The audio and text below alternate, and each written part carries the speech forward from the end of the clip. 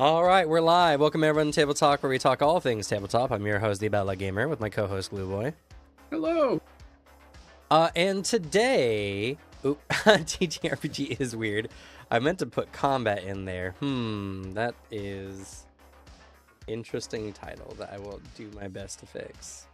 Yeah, I saw TTRPG is weird, and I was like, yeah, I guess it is. TTRPG is weird. Period. Done.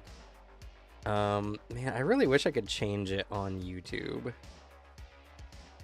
Oh well. Yeah, it's weird that you can't do that in YouTube. Yeah, they're still behind. It's okay. I guess it's a clickbait in a way, at least until the stream is done, and then I'll probably hop on and try to fix it. Also, like, I mean, it's not wrong. Like, most things we all do, if you really try to think and abstract it, is weird. True. We That's play an board interesting games, conversation in itself, but today I want to talk about combat specifically, because how most TTRPGs approaches combat just is janky, and there's really like no way around it. But there's some interesting conversations to have there. And as always, we're gonna have a little bit of small talk while people hop into the chat here for the stream. So Alex, what's been up? Well, I put out a video just today. It's on the Void Engineers from Mage of the Ascension. Very fun. Also a video where I go into the Umbra of World of Darkness, because it's something that's talked about a lot, but I don't think people know how actually like mapped out the Umbra is. And everything's pretty well detailed there. It is, I think, the most complicated archetype you see a lot of times in fiction of, oh, it's the alternate dimension where we use for travel, and traveling there is dangerous. I think is the most complicated. But yeah, the Void Engineers are very funny, largely because it is a like essentially class. That's what these are for like the tabletop game purposes. Where you're not incentivized to use it unless everybody is using it. Because like the entire vibe of the Void Engineers is they hang out in space. They are spacefaring. They fight big scary monsters, all that shit. And like of course in World of Darkness, space is fake. It's not actually space. It just acts exactly like it. But the problem is, like, every tool they're given as a basically character class is only usable if you're playing a campaign centered around that character class. Yeah. If you're just playing a normal mage game, it doesn't fucking function because there's nothing for you to do with it. All of their magic sphere only works if you're out there in space. Yeah. So like, it's one of those bits where I look at it, and I've seen the reaction of some people already talking about it too, of like, it's a really cool concept. I like the idea of it, but like, I don't know how I can ever use this or play this. It's basically, if you're really desperate to play a sci-fi campaign in Mage the Ascension, this is the way to do it. Instead of, playing a sci-fi game. Yeah. It's like many games that have like these ocean or seafaring based classes archetypes where it's just like most of their powers only work or are good when you're on a boat, and it's like that's convenient for those campaigns but not anywhere else. Like, actually, even at least that's a little less limited than I mean, yeah, for sure. I'm just saying, same vibe. I get what you mean, but WoD it's has way the same harder, shit. Yeah, like there's the exact same like water thing, because one of my favorite archetypes in WoD or Bloodlines is the Mariner Gang girls. Because I think with how vampires are set up in WoD, where they are corpses, like animated with like just this kind of living blood of the vitae, like they don't need to breathe. Pressure differences don't really matter to a vampire, because they're just supernaturally stronger. They don't need, to breathe, do anything human. So a bunch of them are just like, let's be sea monsters. It's like, yeah, 100%. That's such a smart idea. Because also they eliminate the threat of the sun, because they live far enough down that like the sun can't get them. It's not like the other sea creatures are gonna come after them. So like, it's one of those aspects from like, this is so neat. This is such a smart continuation of your setting. This makes so much sense someone would do this. And then then you have a character class that's like, it's literally only usable if your game is taking place out on a spaceship somewhere, and most games aren't going to do that.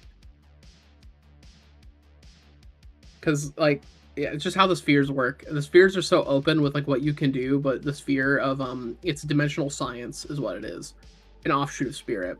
And spirit is at least less limited, but dimensional science is like you can detect when a extra dimensional like person, which is what they call the EVPs, is what they call the anything that is outside the Umbra that might threaten to get into material world. You can sense them, you can tag them.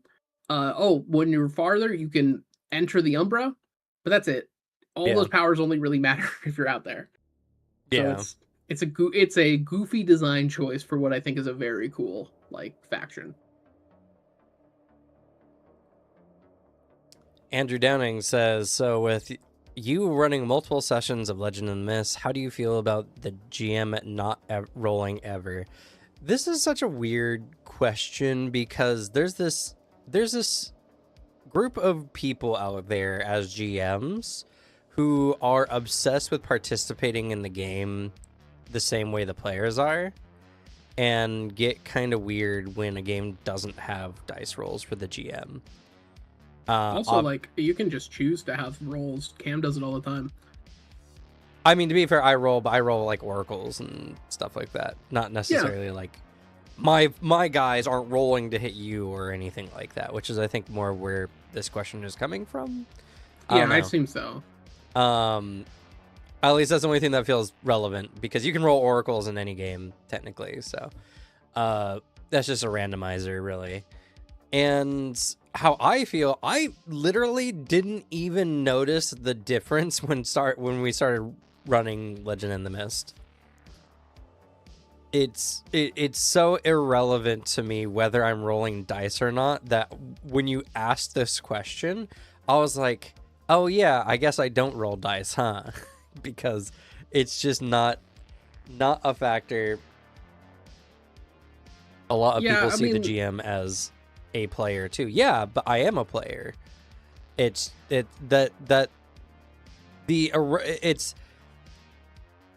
okay. So when you say this, right, that implies that the GM has some sense of, I guess, established identity or something with the NPCs or the characters or whatever.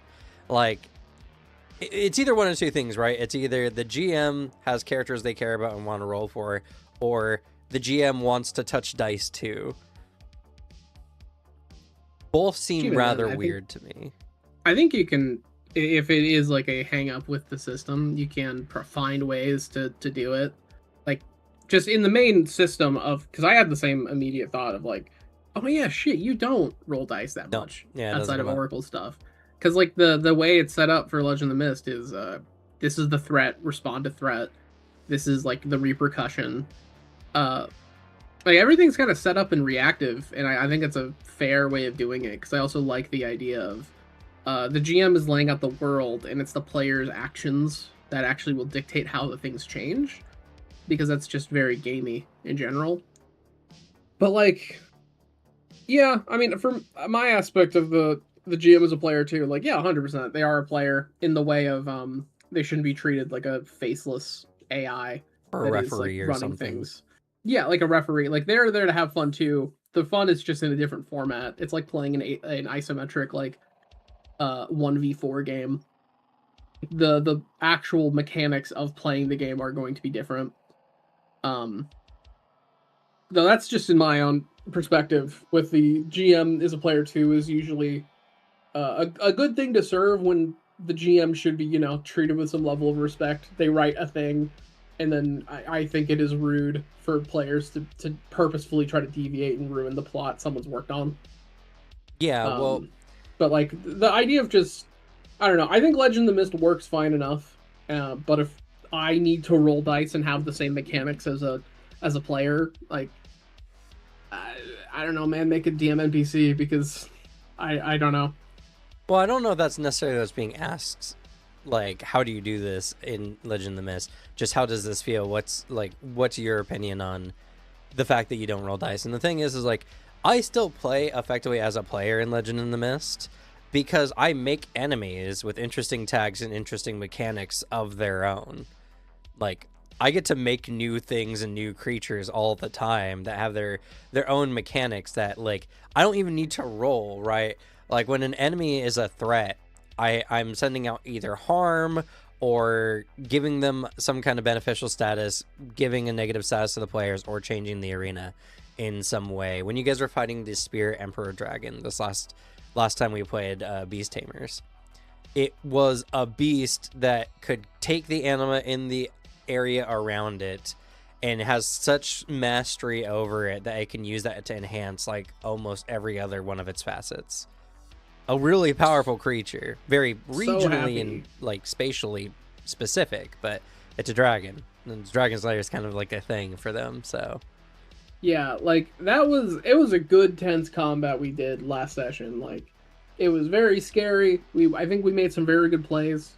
I mean, hey, shouts out to me, and also like I'll give the same credit to Devin because we both kind of he said it first, but I was immediately like, oh fuck, I have the bee spray. Like, yeah, I'm gonna use this. Like, we had the same concept immediately, but just being able to shut down that breath weapon and making that now part of the encounter of we need to make sure this doesn't happen, like, felt good and tense because it didn't feel like, oh man, we just horribly nerfed the encounter so now it's easy. It's just, okay, we turned off like the biggest threat, but now these other threats are maybe a handful because it's 5 harm instead of 8. It's still gonna like fucking get us if it hits us. But it was a good tense encounter. But it seems that the GM is just setting things up for the players, like you're just setting up situations for them. I haven't played it yet, but it seems weird that the GM doesn't attack. I mean, so that's a question of like agency, right? Like, how active does the GM feel in these positions in the game? And to be fair, you could run Legend in the Mist very automatically. They have creature stat blocks for the base setting, and they have these different threats that they can use that you can either choose or roll a die to dictate like what the creature does every turn. But when you do a lot of improv and when you're doing your own stuff, you just kind of make all that stuff up on your own, and you're completely free as a GM to change things up to allow the enemies to actually react to the players. We saw this in my last fight yet again, where the dragon was caught off guard when he was trying to clear his throat of the beast repellent and bonked on the head by the big bull, and that stopped him from clearing his throat. So the next time he attempted to clear his throat, he used his wings as a shield to do so. And so even though the players did kind of the same thing in attacking him and being successful, they didn't stop him from clearing his throat. It just was the context. It wasn't even a mechanical thing. But I demonstrated to the players, he's guarding his head with his wings, you know. So you have to do something specifically to stop him from doing this action. Otherwise, you're just doing damage, which is fine. And at the end, what led to the dragon's demise. But, yeah. Like, I just did that. That wasn't like a pre-made move. That wasn't like some kind of mechanical thing that the system presets for you. I made that choice to narratively describe it that way so that the players contextually needed to address it if they wanted the dragon to not get his breath weapon. There's also just whenever you're creating things, whenever I'm creating beasts in general, I just decide, okay, what are they doing? Are they doing some kind of action? Are they doing some kind of buff? Anything like that. Much the same you do always. And to be fair, right, maybe this is just one of those different strokes for different folks kind of people. I have never gained any satisfaction rolling dice against my players as an enemy to attack them. Because me hitting that player doesn't make me feel better, right? All I'm trying to do when I'm hurting my players through enemy attacks is keeping the tension or putting pressure on the players. That if that feels good to you, good for you, I suppose. how would you do the dragon breathing fire on the players? It was just going to be a big area attack that everyone had to address the threat in some way. Either someone had to stop it, or everyone needed to react to with the breath attack in order to get away from it. Because it's the bit I like about the combat here, because because it is 100% less of the style. Like, I'd say if you want to be a GM but still feel like you're engaging with a lot of the same mechanical stuff of like the players, you know, a game like Pathfinder and D&D will do that. Yeah. Because you're rolling the same dice, you're rolling the damage, you got your stat blocks. Legend of the Mist feels a lot more of this is a goofy comparison, but I think it's the good version of how Monster of the Week runs it. Because Monster of the Week runs it in the way of creatures only act when a player does. Yep. And things are pretty set in stone with how they go. Legend of the Mist is a lot more of in that way of we set up the enemy is doing a thing, there is an intent that is stated, and a player must respond. And instead of having the stat block, it's all contextual, because the way to properly engage with the mechanics, which is then you're engaging with the mechanics in the same way the players are, it's just you're not rolling the 2d6 for it, is you are contextually showing or narrating how this is going to happen. Players can address the threat, they can set something up, they can do it, and then they'll need to respond to it, like actually coming at them and hitting them. Because like with the dragon breathing fire, if it actually does it, then it's on us. Like once there's a certain number of harm that's on there, and we have to essentially find a way to majorly reduce the harm. Because or try to take the dragon down simultaneously, which you can do in the system. Yeah, you can ignore the threat and suffer the consequences of ignoring the threat. There can also be multiple threats that the GM can throw out. Another fight we did that same day. That session had so many just different encounters. It's so crazy. There was 3 threats, two beasts that were fighting each other, so they were mostly threatening each other, but the players would be concerned about that based on which one they would prefer to win, you know, which one do they want to team up against, or doing anything that might earn the ire of both the beasts, you know. And then the precious spirit crystals in the cave around them that they were fighting around, where, you know, their fight's getting a little rambunctious, so the players don't do anything to protect the crystals, they're going to get less of a haul for treasure. And so there's 3 threats, and the players got to choose 2 to interact with in a given round. And it's like, okay, someone's got to protect the crystals, and then we got to, you know, deal with one of the creatures. And the players decided to team up against the turtle, and then after the turtle, it was just the raptor that was there. And it was fun and different, very different than the dragon fight that would later happen that session. So, you know, the part that's very fun is the fact that like combats are done in really narrating and contextualizing like the flow of the fight and how things are going.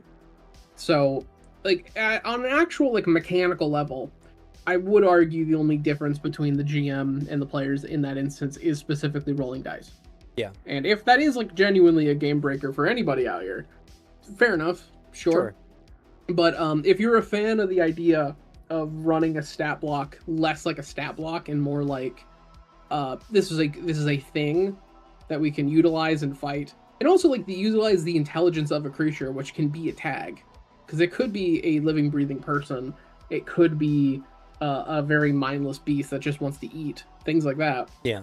And all of which can contextualize how you interact with it. And so it's the gameplay of Legend of the Mist is largely using those tags to tell the story, and like it's just the players that roll the dice to arbitrate, does this work, does it not? Would you be able to run a standard fantasy adventure like you would in D&D or Pathfinder using this system, or is it meant for different stories? That's a hard question, because I think it requires more context for what you mean. Those games are a different style of TTRPG. They are a dungeon crawler, or for those people out there who are very particular about their definition of a dungeon crawler, they are a grid-based dungeon crawler. It's all about the tactics, the combat, moving squares, and kind of battle gaming, right? Yeah, there are like less day-to-day combats that you do, and like I don't think Legend of the Mist is the system for you if you picture like today's session we're going to be going through the goblin cave and fighting like we're going to pause combat mode, do all the goblin fights, when instead of like if you want do you want the typical fantasy adventure, are you trying to go for very combat and in that instance very dungeon delvy, or are you telling the story of delving into the goblin cave? I think is the big difference. I mean, I wouldn't say it that way. You could have fun combat. The game is fun 100%. To do combat in. Oh yeah. I think it's just the gameplay of the combat's going to be a little different, and that I like Legend of the Mist because I feel like it's the difference of, am I playing a like, it's like as you put it a while ago, because I think it's a good point of some games just have, all right, it's combat mode, all right, it's narrative mode. Yeah. But Legend of the Mist is, I'm going to tell the story of delving into this goblin cave. There will be combats, but it's largely still, because there's way less distinction of narrative and combat modes in that game. You're all telling the story. But if you want to have those combat modes and those tactical moments, that's what, something like D&D or Pathfinder's built for. They're tactical combat grid games. Yeah. Big damn heroes, heroic fantasy. Yeah, you can tell that kind of story easy. I mean, I would argue you could tell it better in Legend in the Mist. You're not limited by classes and all that. You can actually make up your own shit. I mean, kind of, yes. That's one of the big parts, is it's as creative as you want it to be. But more specifically, those kind of games typically, unless you're going milestone, right, have XP. And so players are just getting strong. And sometimes they just get strong what feels ridiculously fast or with very little reason for the world. And the players in those games don't have the same kind of incentives to pursue certain things, where Legend in the Mist, your backstory can be your mission for milestoning up one of your themes. Find my parents' killer. That becomes a mechanical aspect for your character, that when you get to that final milestone, your theme evolves and you get to recontextualize your tags, change your weakness, and potentially upgrade the level of might for that theme, going from an origin level possession of my father's sword, the only thing you have remaining of him, to going up to prodigious ability at the adventure level of hardened fighter, or bounty hunter, whatever new context for your story moves forward. And in Legend in the Mist specifically, you can interact with many different systems at many different levels. Running a kingdom in Legend in the Mist is very satisfying from the standpoint of the system, because you have a tag like an army, for instance, at greatness level, where if you're dealing with things that are not greatness level, you become favored in that situation where your success is almost guaranteed. Yeah, I think the one of the big aspects of it from a player side of engaging with Legend of the Mist is that it is a game that really rewards you for having character concepts that just are really cohesive and interesting. Yeah. Because it is a game where if you wanted to play like a very typical, I want to play a paladin and I want to play just a righteous warrior of this god, you have access to a lot of interesting powers and aspects that you can then come up with and work with, building onto with all the, I think, one of the best goal-based leveling systems out there. Yeah, I think it's this one and the Age of Sigmar game that are the two best executed versions of it, I've at least come across so far. Yeah, it's kind of similar to that. I think it's just I think it's better done than Cosmere, I think it is, if I'm gonna be honest. Because Cosmere, I think also Cosmere has it be a bit more just kind of standard and not anything crazy, or at least you're less immediately mechanically incentivized to do it. I think Legend of the Mist makes it really interesting mechanic of you kind of want to fish for the negative one for the things you do, which is interesting because that's how you level. I also like that there's a upgrade you can get, a quintessence of you can make it so your improved track is 5 dots. Yeah. So then you Diligent need to do it judge. more, but you get 2 tags if once you do it. Yeah. Pretty neat. But yeah, like you can just come up with really cool powers. Like if you want to play that typical holy paladin, but maybe you're not a fan of, like me, of a lot of games having the paladin interpretation be the classical type, which is I am the tank and I do some off support stuff, but I'm the tank. And you just want to be Divine Smite the character. That's super easy. But you can also then create all of your own favorite like paladin mechanics and just create your perfect character. I mean, I had a crazy one for when we were thinking of the other campaign, where I wanted to create a character that's very inspired by if anyone out here has played the Darkness games 1 and 2 or read the comic. I think there's a comic first, where full on shadow powers, shadow like umbromancy, but the shadows were like alive and these like weird hive mind thing.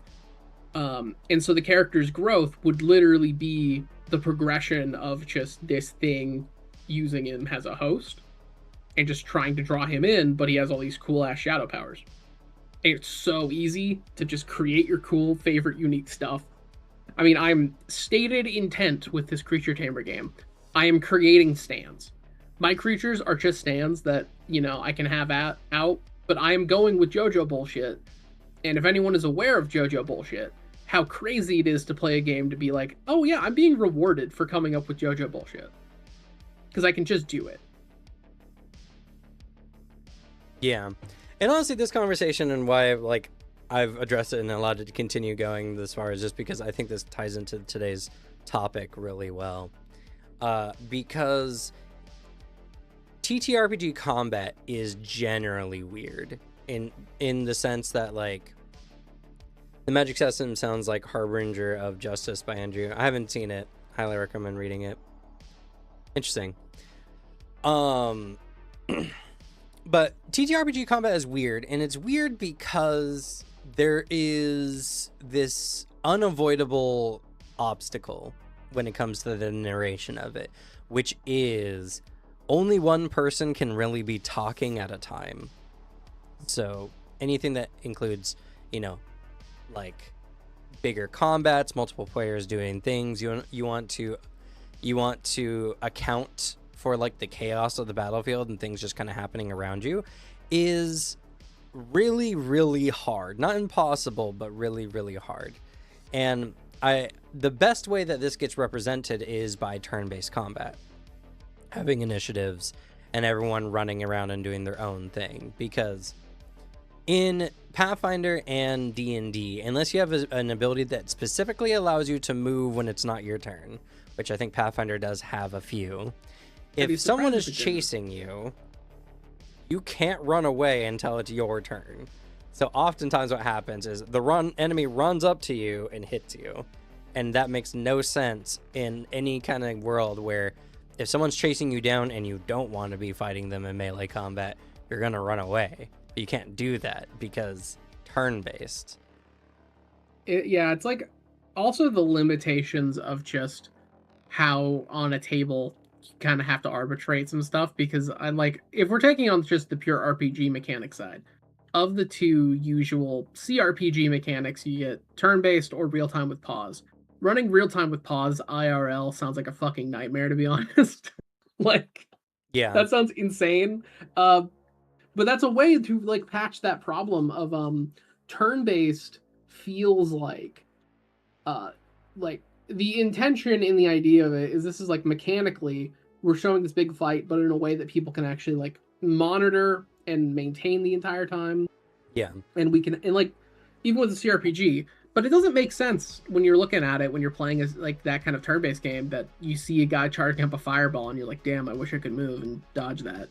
But you can't because you're standing still, which makes some of the games feel like, which is also where I understand people who just don't like turn-based combat, where they're just like, I don't like the idea that you just kind of stand there and take hits, or the idea of like, yeah, I plant my feet and I move, and it feels like a weird, it doesn't feel like you're actually playing a combat. It feels like you're playing an RPG. Yeah. Kind of like, because there's just not many other options outside of, I don't know, maybe as a game, you and your friends to do combats, you just go LARP. I mean, there's also that, to be fair. Yeah, 100%. But like, you know, that's a base decision. Legend of the Mist does this differently, but we'll get to that in a little bit.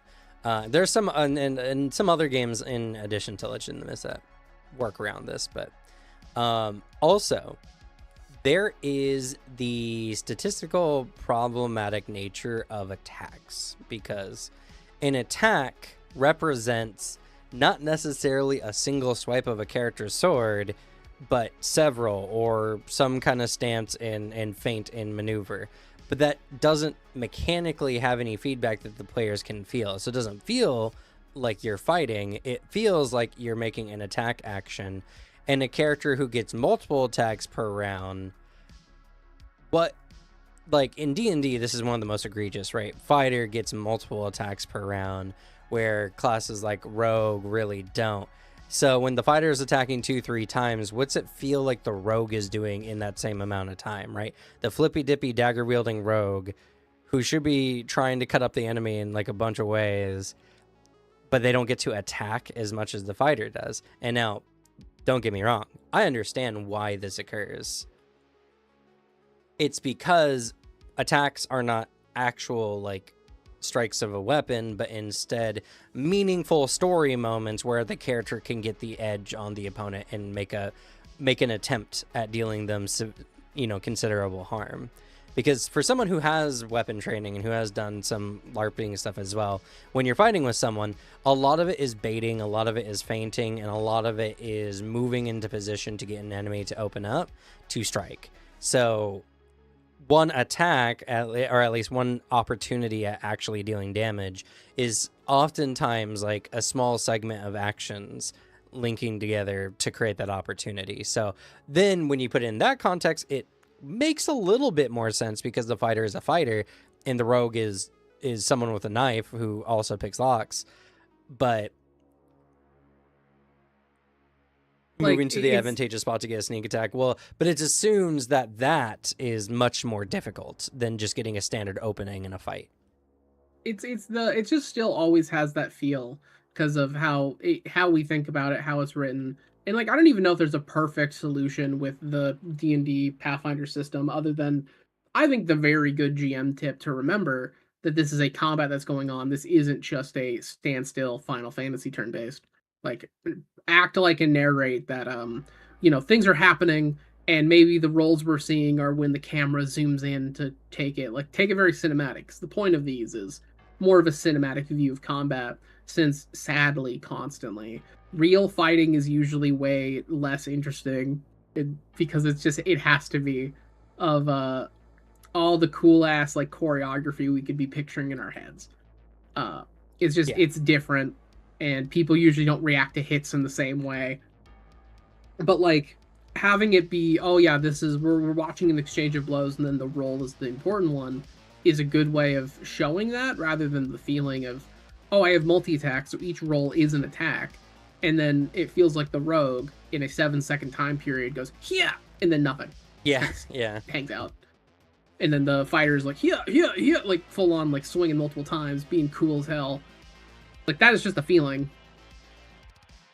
And the thing is, you're right when you say there's not anything you can really do differently, because the point of these combats is they are battle game mechanics. They are battle game things where the strategy lies in how you move the pieces, and they're kind of more like grand scale but zoomed in, which makes them feel weird, right? Because when you play like Warhammer or old army games, the attack rolls are representative of many shots, a good like an hour's worth of time, enemies going down, whatever.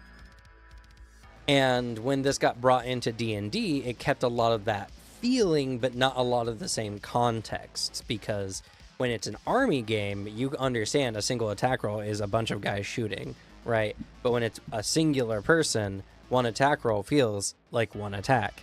That's just, there's no way around it. Even if you understand how it works, the game doesn't provide proper feedback to make it feel that way.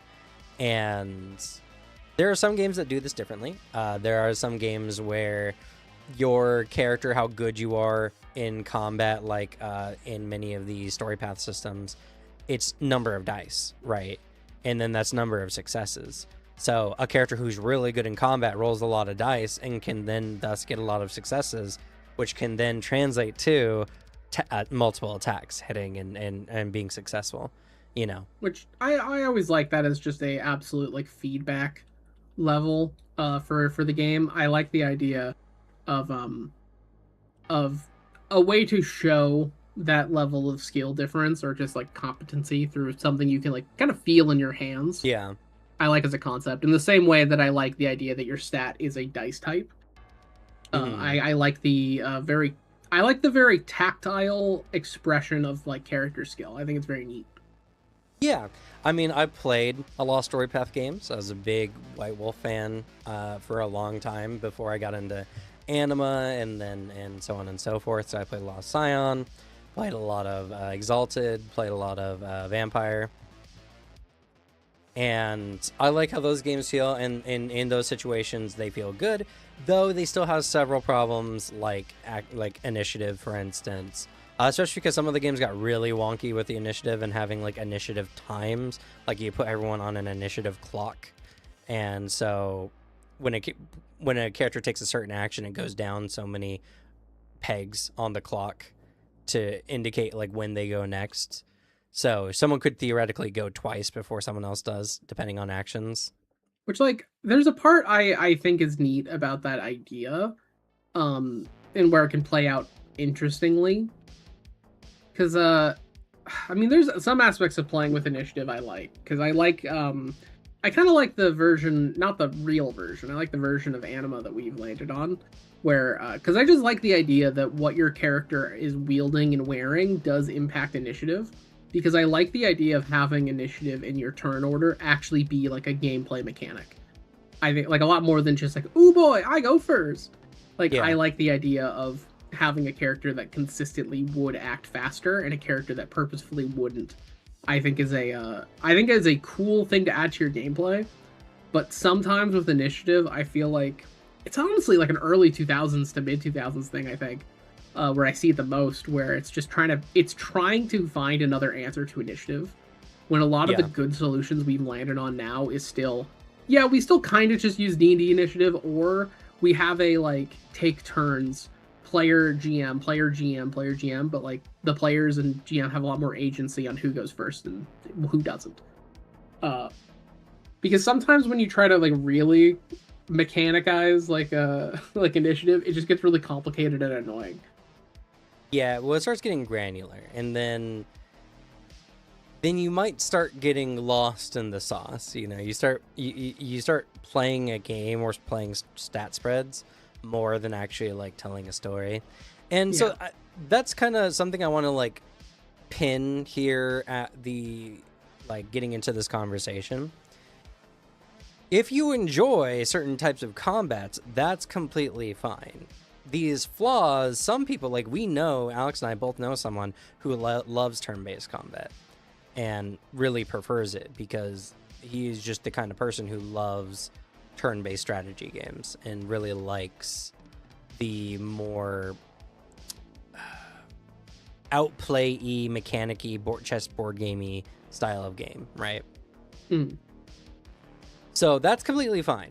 And when we're talking about this kind of dissonance between the narrative and the game, right? That is purely from a like philosophical standpoint rather than like a what is fun standpoint, right? Or what's the game making you mechanically feel standpoint, like gameplay feedback, which are just nebulous things that may result in fun and may not result in fun. So these war-based games, I mean, that's the thing, right? That's why you like these games. That's why you play these games. That's why spells have interesting area. Like, you'll see if you have someone who loves their little plastic thingies that show area attacks or different spells, they're kind of going to be this kind of person because they like the mechanical part of it. Lancer is also another game for people who absolutely love the grid-based combat because it is something that is... it is something that is fun in itself. Like if you were to say this is a board game, you'd be like, oh, that's fun. So there's no reason why you can't have a narrative game do the same thing. And similarly to like what Brendan Lee Mulligan has said before, if the game is running the combat for him, that lets him focus on the other parts of the narrative experience that he enjoys more. So, you know, for some people, it's just kind of like a means to an end to express combat or to even just enjoy a fun combat game in the middle of my fun narrative. And I think that's all fine. That's not necessarily the way I feel, but I think it's fine that people enjoy it. And so I just want to express that explicitly, that if we're making turn-based combat sound bad, that's not the intent. Now, a lot of like combat systems just kind of exist through necessity of stuff, but also like because I'm someone who like I don't get as deep in when it comes to tabletop game. I'm not as deep of a I'm not playing the game to outsmart the GM or anything. I am playing the game to express my character in every aspect of it. But also like I do just love tactical stuff. I view it very similarly to I mean sitting down to play a CRPG. Like I think Divinity Original Sin 2 is a really fun game. Yep. I think it is really fun too because of how genuinely brutal the mechanics of that game are. Like it is a sink or swim ass game. And I love that. I love like how many times I fucked up in Act 1 for me to finally like learn the systems, learn how to use it. I like games like that. And that game is very much the I think let's take a break from the narrative and do the giant combat, because like there's a lot of those. And like that it is fun. It's just a fun time. I prefer the more tactical stuff in a video game form because I think it takes care of a lot of the annoying parts I don't like, which is the math. But yeah, there's just balances because I mean there's an upcoming game I'm super actually interested in. There's an upcoming Vampire the Masquerade CRPG. Fucking finally. And I don't think the game is like proper combat because I mean the story path system just doesn't really like combat's pretty basic. Yeah. But it has really interesting like narrative and actual like role play interactions and like all the extra things you can do. So I'm really interested in that aspect. It's gonna be a CRPG without like a big combat focus. Yeah. And there are also points in these systems as well where doing certain kinds of actions that feel more gamey conflicts because it's not realistic, which also feels very bizarre because like potion drinking, for instance, like the amount of time it takes to drink a potion or pull a potion out of your bag or whatever, because that's a very gamey thing, right? Go drink your health potion. Oh, my body's suddenly back to normal, you know, like that doesn't really jive with reality in any meaningful way, but you know, magic, whatever. But then you get these people who get very particular about the number of actions it takes to get into a potion, or is the potion in a pouch or in your backpack, or all these kinds of things.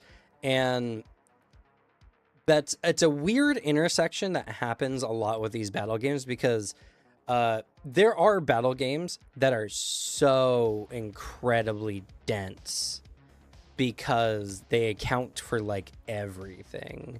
Like Bolt action is like one of the most crunchy war games I've seen. Yeah, where they account for like bullet deviation and stuff like that. Older Warhammer editions had something similar-ish. For AoEs, especially for like artillery ship, you would have like a measurement tool for the radius, and but also you would roll to figure out deviation of like what degree is your shot gonna miss. So like there were options if you're playing it way too risky and you're trying to just, you know, bomb a troop that's in maybe melee combat with another troop, you can accidentally have the deviation go right into your squad and like majorly wipe out your own shit.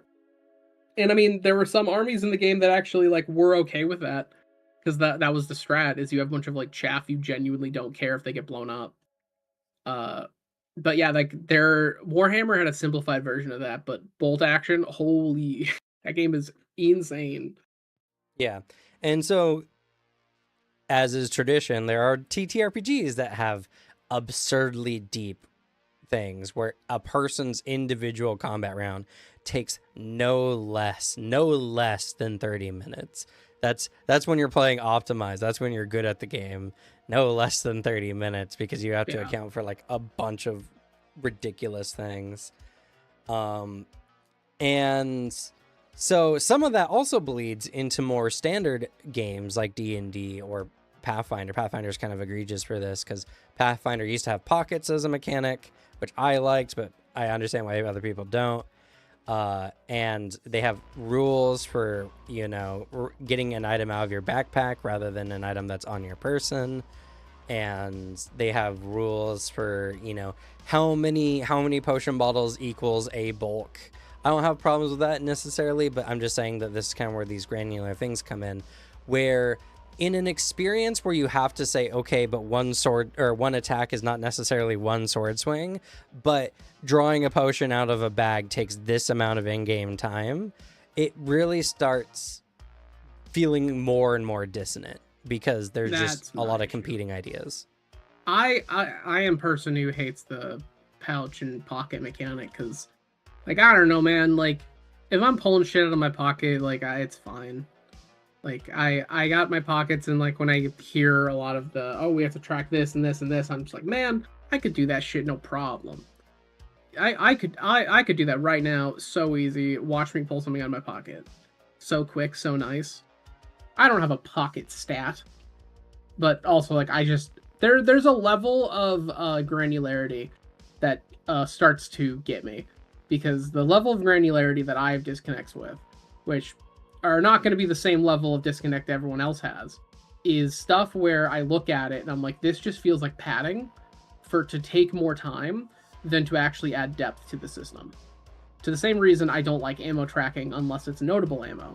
To the same reason I think ration tracking is the most fucking boring concept ever, because in practice, what actually is happening, and you could achieve literally the same thing, unless it's a survival game, of just having a gold cost for travel time. Just being like, yeah, you guys restock, you actually, it's about 5 gold for the total travel, so you just pay that.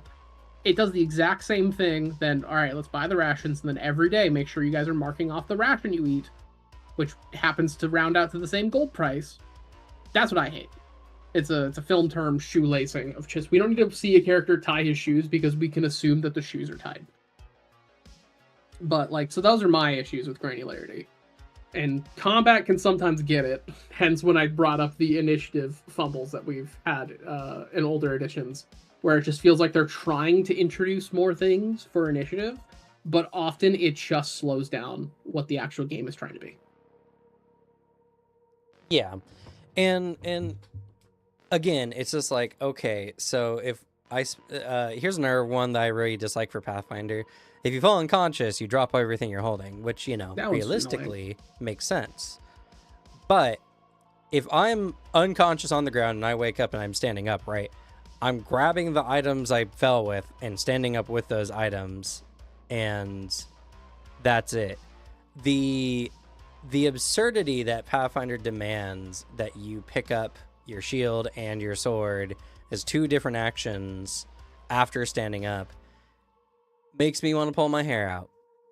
That's just more than bad. Anything too. I think it's like there are times too where I think it's again the necessity where I don't think there's a solution to the idea of turn-based combat, where I think sometimes the real decision needs to be made is how much to realism do we want to adhere to? Yeah. How much of just gamification do we want to adhere to? Because yeah, exactly that. Like dropping all your shit when you die, that's more realistic. Maybe even like, when you get up, you're still like a little dazed, so you just kind of are getting to your knees or whatever. And like or maybe it does take you a moment to find your sword. But gameplay wise, I don't know, man. I already went down. That's a punishment. And so then mechanically I'm being punished again for going down right after. To where I think that's a little arbitrary. Where just the incentive to not going down is going down. You don't need to tack on an extra thing on top of it to make it like kind of more of a kick in the balls. Yeah, well, there's also the timing thing, right? Like, if a single action is supposed to represent like my character doing a bunch of things to get an attack off on an enemy, right? Why can I not just pick up all my items with a singular action as I'm standing up too? You know, like Yeah. time wise, that makes sense to me. But you know, it's this Also kind of in absurd granularity that it can occur. also in practice, all it really does is make a combat take an extra round. Yeah, and feel Because like worse for the person who got that's down. most things in the games where if you look at it, it's like, oh man, this game we're doing like, oh, this game doesn't let you miss or whatever, if that's a complaint. Like in practice, what it actually is doing is taking away maybe a round or two total of a combat's runtime. Like a combat can maybe get resolved in 2 turns or 3 turns instead of 5. Like cool, now you have more of the session instead of one big combat. Like I don't know, that's I think it's an important thing to keep in mind for a lot of systems of, is what this actually is doing, if you take a step back, is it just speeding up and slowing down the pace of the game, and if so, how do I want the pace of the game to feel? Yeah. And so it's another weird part, right? Because D&D Pathfinder are not meant to be these overly granular, overly realistic systems. I mean, Pathfinder definitely leans more onto that, to be fair, but there's a lot of they shortcut a lot of other things, but then they have weird granularity in these other things. And the minor action to drink a potion, I mean, that's not even what I'm talking about, because in D&D originally it was an action to drink a potion, which felt terrible, which is why everyone used bonus action to drink a potion. Potions in D&D already suck ass. They're tools to revive. That is all they are, and like in actual practice, because D&D is a ping pong game. So having it be a bonus action does nothing to actually like alter the balance of your game, because the potions already do jack shit. Also, the potion IV or beer helmet solution is always, I hear everyone come up with this, and it makes no sense to them why it can't work this way. You could argue, yes, well, it's because a sealed container loses its magic quickly after uncorking. Thus, you know, it needs to be consumed immediately to get the most magical effect. Yeah, sure, but it's the same thing as the attack issue, right? Why is one attack actually multiple attacks, but I only get the benefit of one attack? You know, why when drinking potion do I need to uncork and drink it immediately? You know, especially if there is like a beer hat solution where it's like, okay, well, maybe there's a button or whatever, and it's like, that's a problem with potions and potion healing, which is just the only answer is make potions way rarer, way harder, where if they have a beer hat, fine, cool, it's not something they're going to be using a ton. Or there's just no potion healing whatsoever, and so healing needs to be something like, you know, medicine checks or whatever. Then the players aren't asking for, you know, rubbing alcohol helmets or whatever. I would even say that, like, on another extent, it's just not a good idea, because, man, I see no issues with having, like, oh, I have a supply of healing in a very targetable location on my body. Yeah. I think is kind of good. It's like the idea of, like, I'm going to show up with a camelback, and then, you know, being shot by with arrows. Man, I wonder if something's going to puncture. Like, it just doesn't seem like a smart idea, but what it really is asking is, can I use potions and get this tiny healing as a free action, or even like such a tiny thing? When I don't know. I've heard the points of people being like it should be an action. I always thought it was stupid, because the potions in D&D balance wise don't do enough to be that restrictive on them. It would be more justifiable if potions were absurdly good, but when most often potions as a tool are literally to revive, because they do like basically nothing once you are second level, maybe third. Yeah, so these are ways that these games overall make combat feel weird, because there's just so many dissonant parts, and anyone who plays can feel these. The players who care about realism feel the dissonance because some things just don't make sense. And the players who don't care and are super casual want their potion drinking helmets. You know, because I'm not being attacked in the head ever, so why can't I? It's like, well, you are, but the game doesn't make you feel like you are, kind of situation. Mhm. And the thing is, the way we play the game now, besides a few small things, there can be some things. Heck, I would like it if there was a potion drinking helmet, but it had a chance of breaking every time you were hit. You know?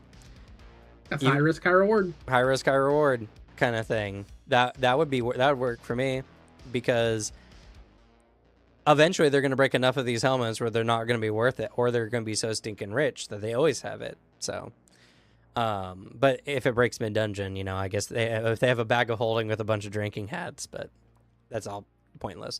Anyway, there are ways that we can tweak the rules to make everything feel better. There definitely are. Like I said, Story Path, I think, does something interesting by rolling multiple dice to indicate multiple hits, potentially. And I like how that feels, but that doesn't work in a D20 game, because everything is rolled through a D20, whether it hits or not. So, you know, like, we're limited by the kinds of games we choose to play. And so if you don't like combat in this style, then you might want to play combat in a different game that has a different style. And those kind of games are like the more narratively driven games, or the games that have removed the grid in exchange for either a more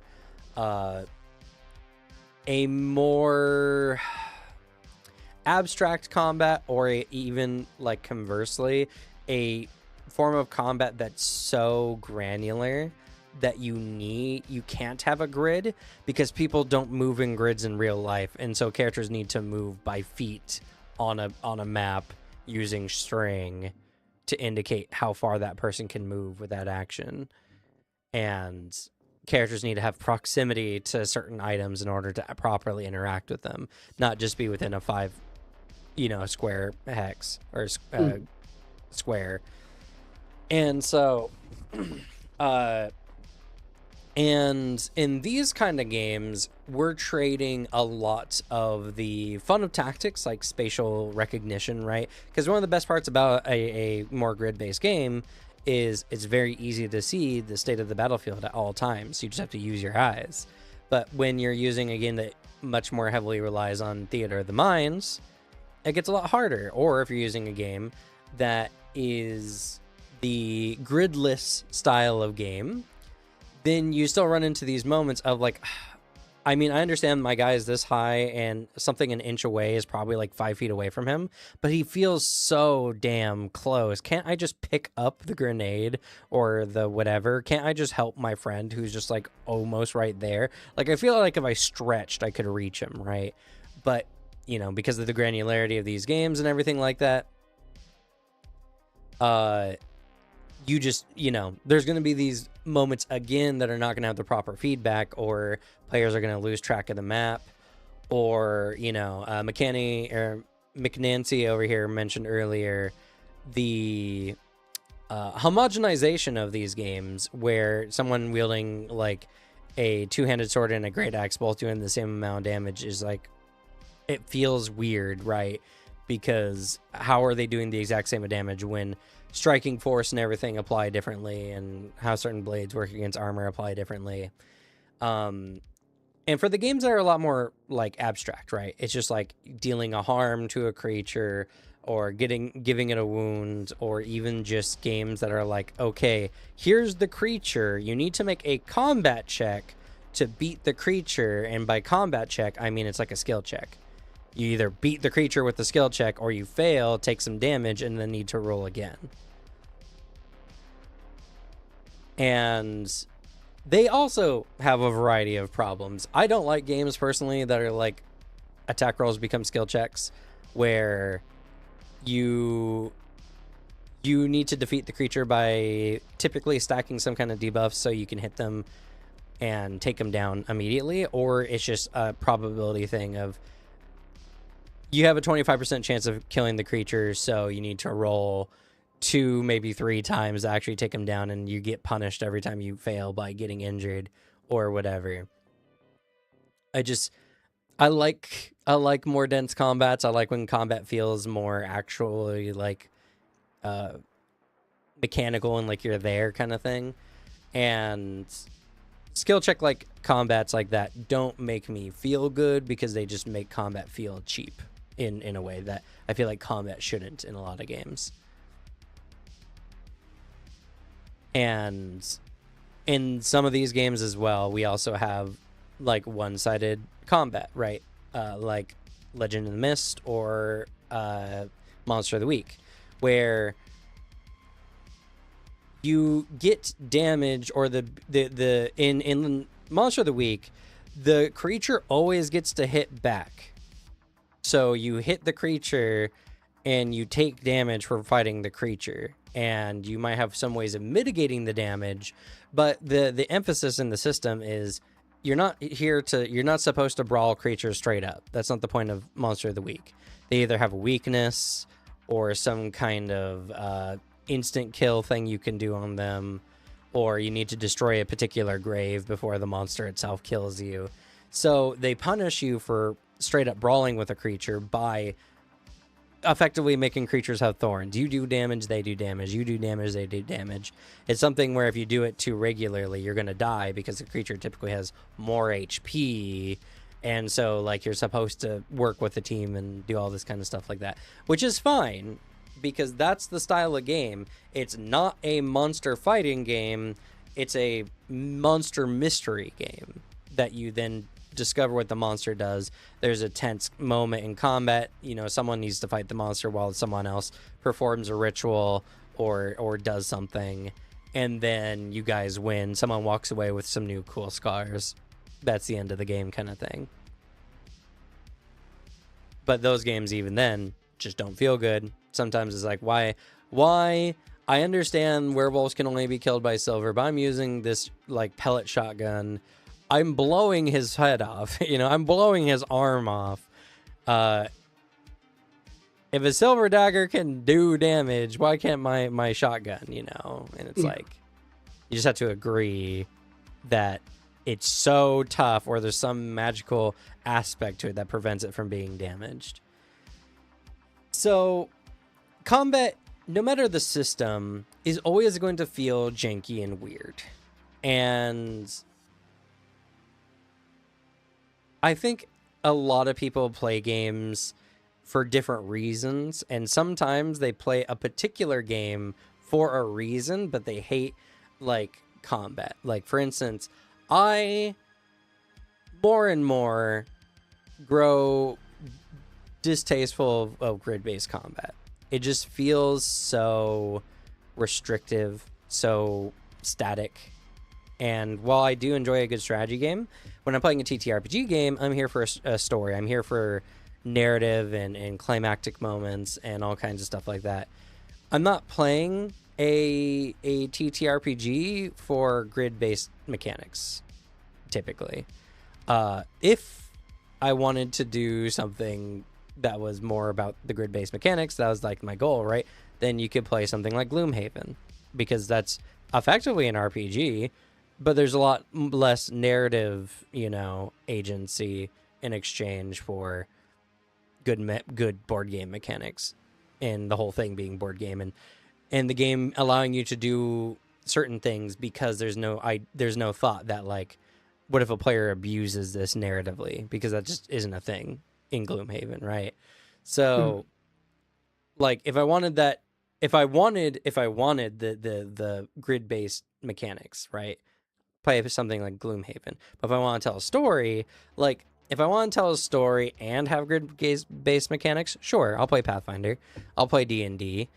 But even then, it's just like, especially after playing Legend in the Mist, and this is where I'm going to do my Legend in the Mist spiel, where Legend in the Mist feels really good because there's this level of back and forth in combat that just doesn't exist in a lot of other TTRPGs. Like, the enemy is doing something, and so you get to choose what you do in relation to this. You can interrupt their action through your action, if you narrate appropriately.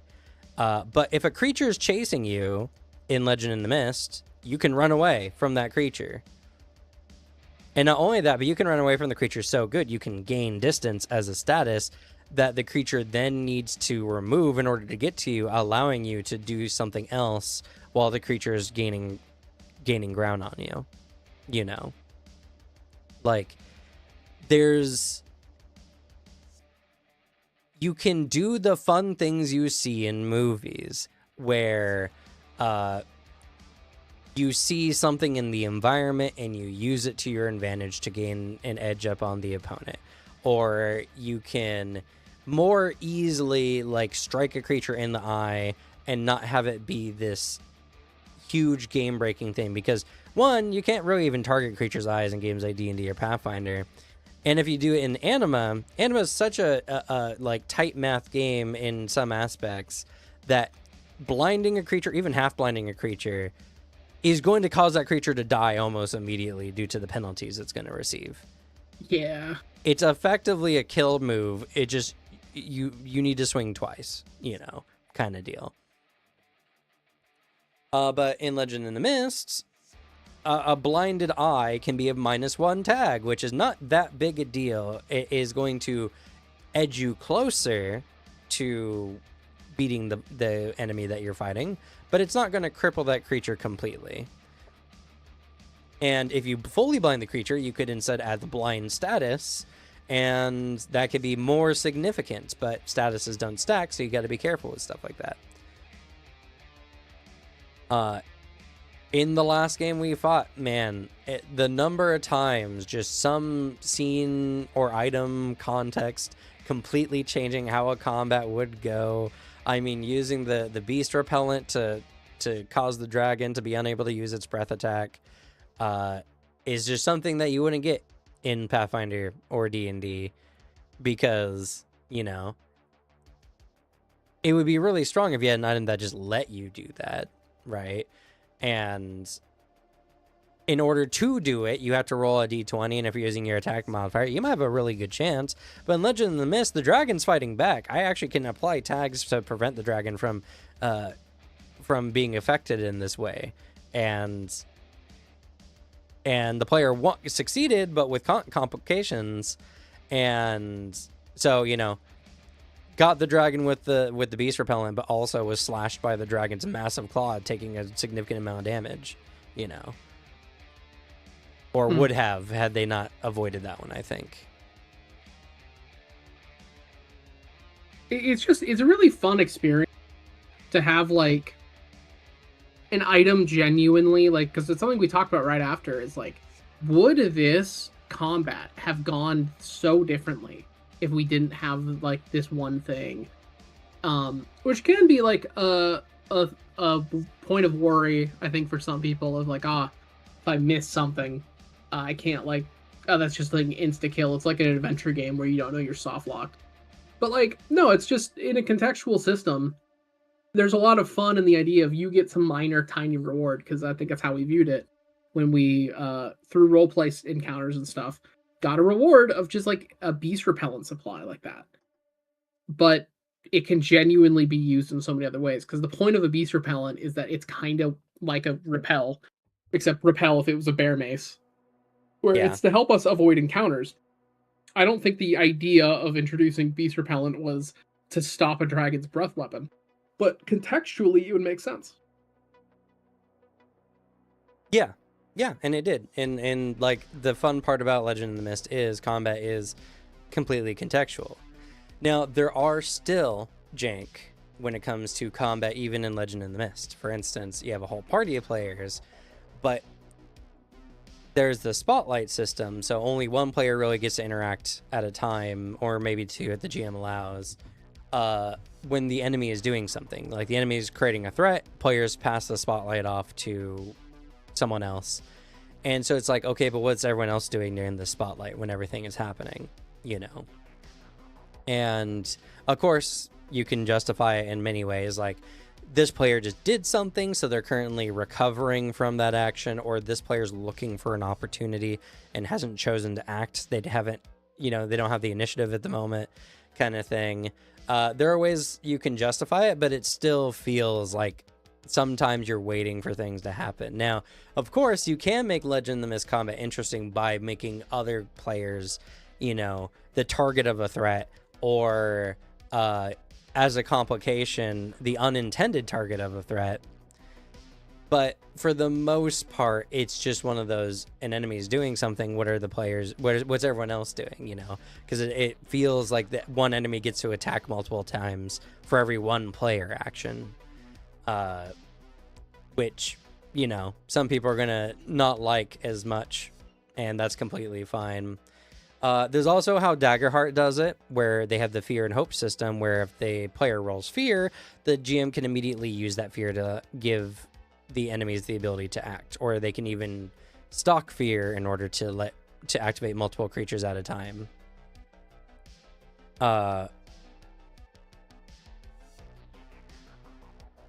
And I think this is an interesting thing, but it's like purely again from that narrative thing, because if you have the bizarre situation that's super unlikely due to just the 50-50 nature of it, but it can happen statistically speaking, where the players never roll a fear during a particular combat, it's going to feel like the enemies just sat around and got their butt spanked. Highly unlikely, but it still can happen.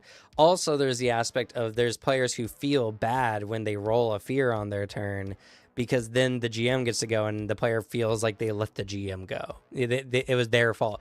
Their action, let the GM do a thing. And especially if they're not like the most damage orientated character, or they're not doing the most damage on their team, they're going to feel less motivated to act, because they're like, well, one of my actions are not worth one of my friends' actions. And if I roll fear, I'm punishing us for an overall worse action. Which does feel bad. There's a lot of people who've been playing the game who've, have gotten over that thought and have really enjoyed the game, because it's not punishing the player for rolling fear. It's the natural flow of the game, and the GM's creatures should get to act, so fear should be rolled occasionally. And if it's your fear, oh well, oops. But you shouldn't feel personally responsible for that, because you don't have any control over how that happens. It's just how the dice work in that game. Mm-hmm. Say what you want about how unbalanced a game like Lancer is. If the player's choices break the game, you cannot say those are not meaningful choices. I mean, sure, yes, have fun, right? If a game lets you break it, then sometimes breaking the game can be fun. But that's all in relation to why are you playing the game in the first place, right? Because if you're playing the game to have a meaningful narrative, then breaking the game oftentimes contradicts that. Because you're doing something that either doesn't make sense in the setting or makes any kind of combat-based challenge. In a game like Lancer, where that's kind of the whole reason, right? Pointless. So, if you break the game to just win all the combats, then you're not playing the game for the reason why the game is played, right? If your GM can find ways around it, can counterbalance it in some way, cool, that's fine. But yeah, it's just kind of a self-serving, like, I had fun at everyone else's expense kind of thing that I just really don't jive with. I think the aspect that's sometimes with games, because I wouldn't even say Lancer's super broken or like breaking the game in something like Lancer. I think there's just a degree of some games with balance where you can balance everything to the point where it feels like, as mentioned with more of just these chats, sometimes the options just feel arbitrary. Yeah. Where I think in Lancer, one of the things that makes it a really interesting game combat-wise is combats where it genuinely feels like the party making the choice that they did in their build creation does alter how a combat will go. Like, you can't approach it the same way. Combats are just going to play out differently with all of the interaction of like the mechanics and the abilities and everything. And also for that reason, I think there's the scale of balance is less of we should make everything deal the same damage, because no, there should be mechs in Lancer that do more damage than others.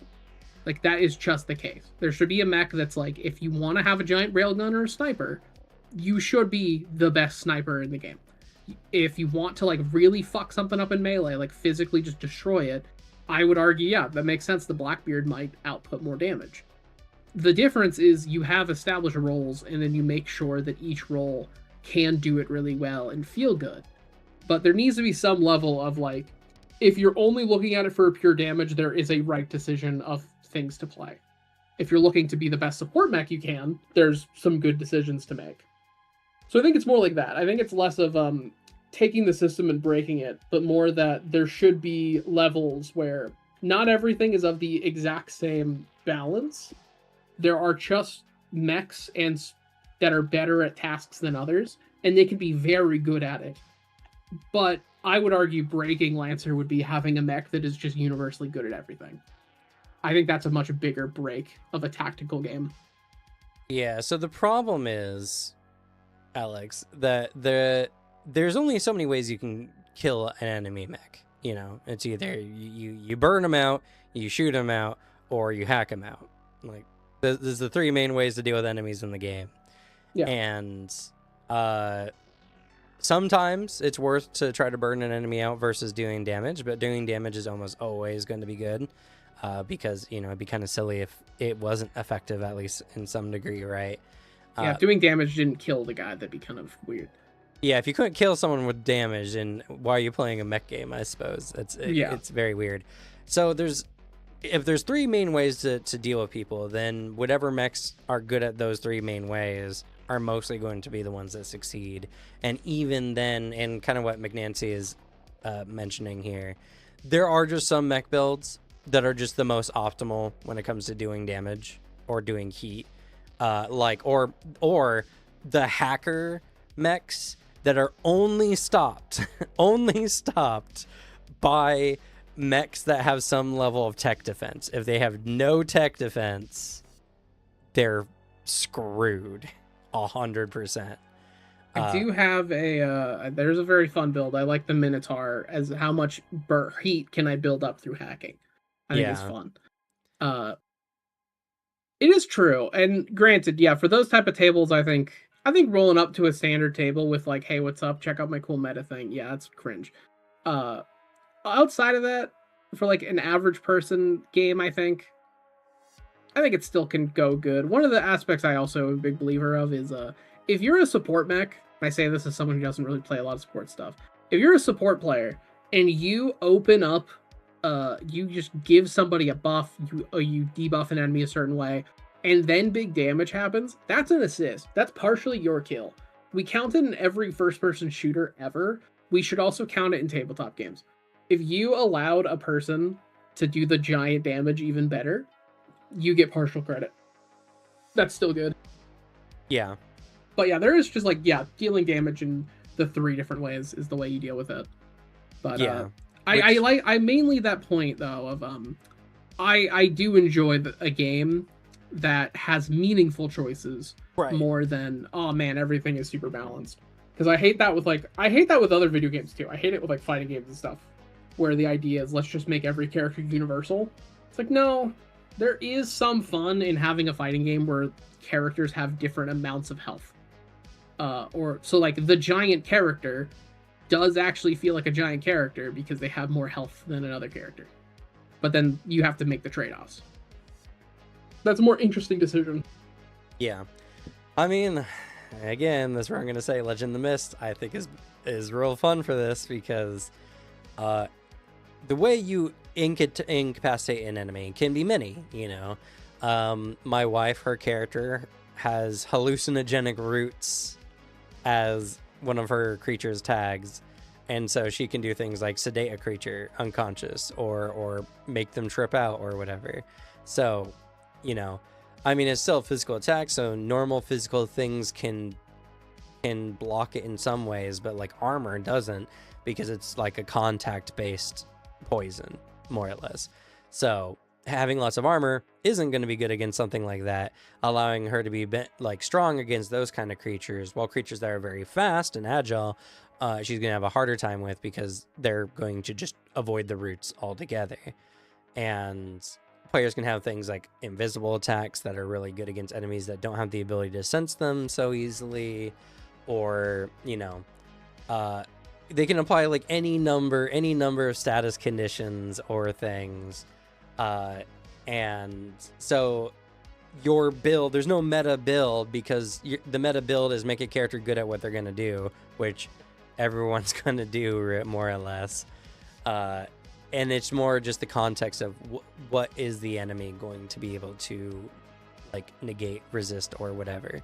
And you're gonna have enemies of different kinds that are really good with certain types of defenses. Heck, you might even run into powerful enemies that are good against multiple types of defenses that your group has. And you know, it's fun for that way as well. Don't get me wrong, I love Legend of the Mist. I'm just talking about it in the context of this conversation, because I think it is interesting how it addresses these things, where other games, like I've talked about this before, but Pathfinder D&D, there's kind of a damage homogeny problem where all damage is relatively the same, because elemental weaknesses are so uncommon, really. And it's best to just do as much damage as you can, and probably just weapon damage as you can, than it is to do anything else, because it's just one of those things that's resisted less often. Yeah. Oh, Lancer is so much fun when you're playing a middle to high tier mech, but it does seem like some frames are far too good at their job and can curtail the fun of other more modest mechs. Yeah, and that's the thing, right?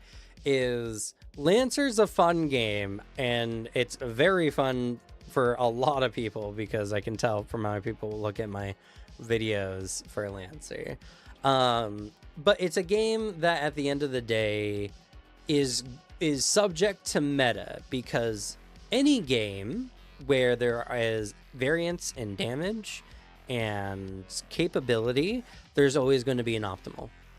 There's always going to be an optimal amount of damage based on just the standard maths. Even if it's not by a lot, there's going to be some. Like in Pathfinder, we don't look at meta in Pathfinder typically from a damage perspective, but from a 2-hit perspective, because like the fighter gets +2 to hit over other classes. And then if they can push that even further with other abilities to give them even more bonus to hit, makes fighter even better. So anything that gives any kind of +1 to hit in Pathfinder typically is just going to be on the meta side of things. There's not really a way to counter that, because even doing more damage doesn't replace the ability to hit and or crit. So, you know, I just think that some games present themselves as being gamist, strategic, but then they throttle the math to make things predictable, paced, balanced. And I find that frustrating sometimes. Like, why are you making me think so much about the armor and feats to take if my AC ends up being comparable as everyone else's? I mean, yeah, system homogeny is a problem, because then it can make your choices feel less valid or less important. Though why it occurs is typically because multiple classes can get to the same things, but at different rates. Like, you might have a wizard that needs to ramp up a bit before it can get like super high AC, where a paladin character can just have a high AC out the gate, you know. Or a druid needs to pick up a feat that allows them to B-shape into a particular creature that has so much AC, you know. The intent wasn't to make the classes with the same endpoints, but many endpoints, but sometimes those endpoints overlap. And when there's only so many, like, in most TTRPGs, there's only so many primary stats. And what I mean by primary stats isn't strength, agility, whatever. It's how much damage am I doing? How much damage am I negating, resisting, whatever? And then how much action economy am I pushing? Am I giving us a lot of actions? Am I giving the enemies a lot less actions? Everything below that is not important in the grand scheme of how you win the game, play the game, because those are the things that will determine victory like 99% of the time. Maybe 90% of the time if you have a very creative GM who comes up with all kinds of fun narrative scene-based interactions you can have, but Like for most other people, it's 99% of the time. Mm-hmm. And so then, of course, when you have a particular goal stat, right? A goal thing you're trying to achieve, there's going to be a thing that allows you to do that the best, and that's your build, right? Like players always I like it when games let me do something really, really well. But that oftentimes, if you are allowed to do the primary things really, really well, causes problems. But conversely, if you're not allowed to do any of those things super well, then you end up doing the same amount of damage as, say, like the Bard or the less combat orientated characters in the party, because everything has been kind of normalized. So it can be bad in reverse. And so is a game good if it has a best option for combat? Or not, because I think you run into the same problem either way. Either one, everyone's doing the meta thing, or everyone's not doing the meta thing. But your damage doesn't feel good because everyone's doing the same amount of damage as you. So. And that's all really because that there's really only one particular end state for a lot of these games, which is succeeding the combat. And I think TTRPGs in general need to start adding more goals that players can achieve in the game. Like, you can have combat be combat, that's fine. Legend in the Mist, again, I'm going to talk about it, but it's just because it's what I have experience with. Legend in the Mist feels really, really good because there are so many gamified things, gameplay mechanic things that can give the players benefits and goodies and make them feel good outside of combat, that a player being good at combat just feels like a thing a character can be good at, rather than the thing that every character should be good at. It's just so fun how you can make a character, because like I think it happens every once in a while with like D&D and stuff, where you're like, oh, the fighter comes with a tool proficiency, maybe I'll make that part of his personality. He has like a weird hobby or something. Yeah. But like, I really enjoy the fact that you can make a combat character, which is my shit. I that's my preferred role in like party comp.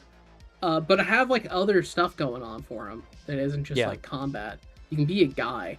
If you really wanted to make a woodworking fighter, you could, and you could make so many interesting gameplay parts with your woodworking. You can make it like a real game mechanic that comes up often. Yeah, I mean, it's just like, hey, can I present to the king this wood carving I made of him, before we got here, to help convince him? And it's like, yeah, you can. And I think that's fun. I think that's interesting, or, hey, I work with wood all the time.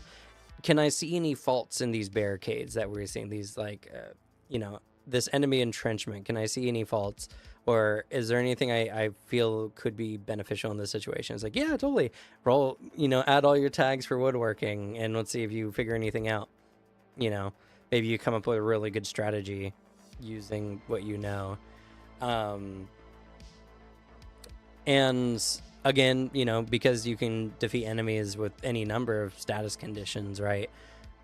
You can sedate them. You can make them just crazy or super confused and not know what's going on, to the point where they become effectively, unable to do anything. Or in like our Beast Tamer game, Alex has the ability to slow enemy creatures down. If he slows an enemy creature down to like limit 5, then they're effectively stopped in time and can't do anything, and the fight's effectively over.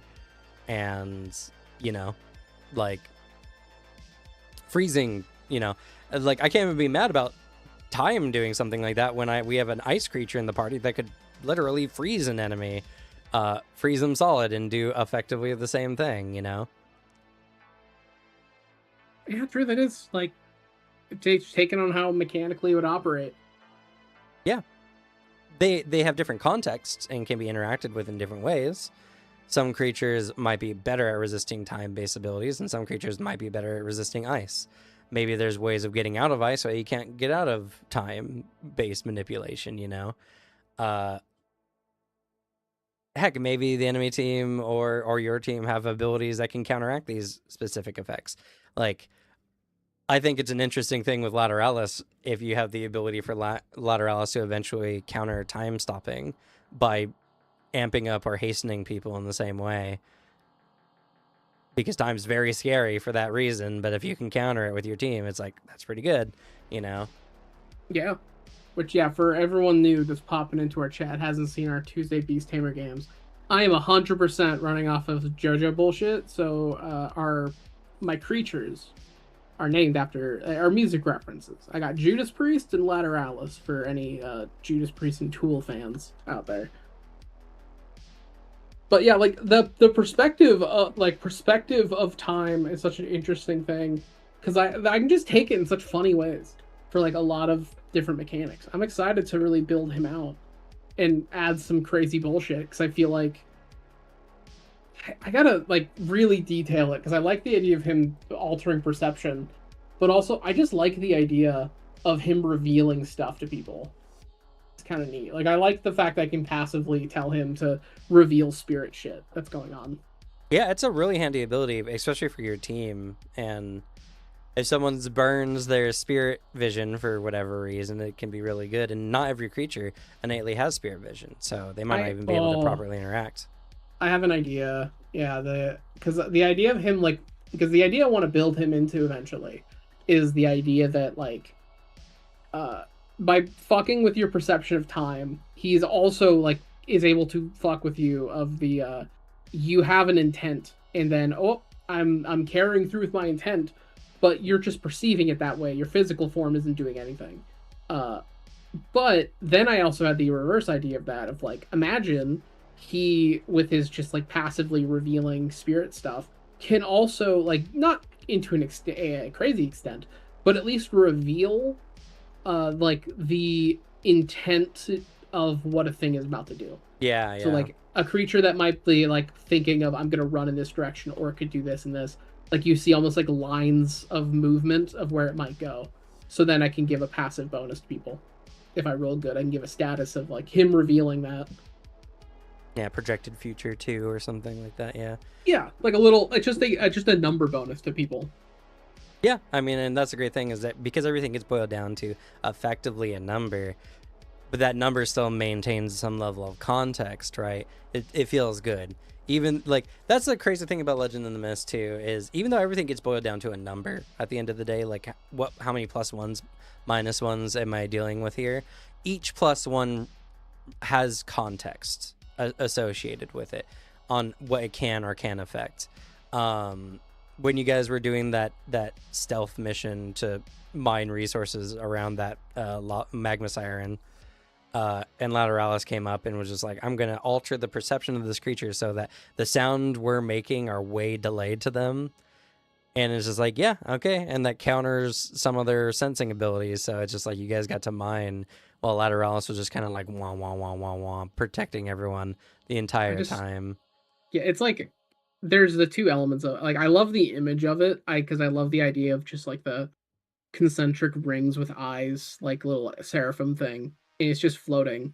Fuck, I forget if that's like one of the thrones, I think they're called. But like also it's a chariot with the concentric rings.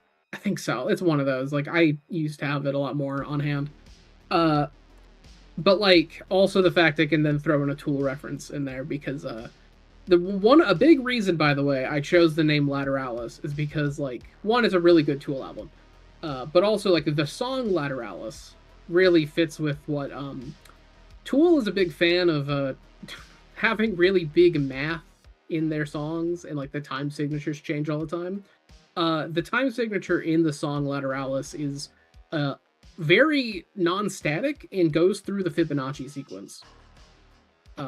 So it's very interesting to listen to, but also like I like the idea of just it's that alteration of time that's just constantly moving. And so Lateralis.